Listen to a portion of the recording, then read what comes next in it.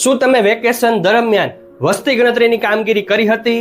તો થોભો, કેમ કે સરકારશ્રીનો નવો આદેશ તમારા માટે આવી ગયો છે, જે તમારા માટે ખૂબ જ ખુશીના અપડેટ છે.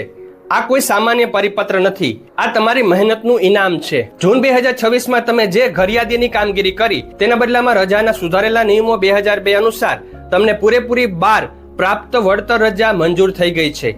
આ રજાઓ સીધી તમારી સેવા પોથીમાં જમા થશે.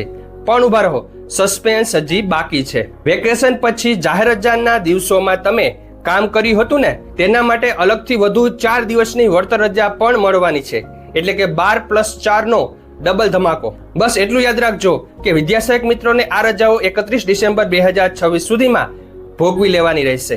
તમારા પે સેન્ટરના આચાર્યશ્રી આ રજાઓ જમા કરશે. આ ખુશીના અપડેટ તમામ શિક્ષક મિત્રો સાથે અત્યારે જ શેર કરો અને આવી લેટેસ્ટ માહિતી માટે આ પેજને ફોલો કરવાનું ભૂલતા નહીં.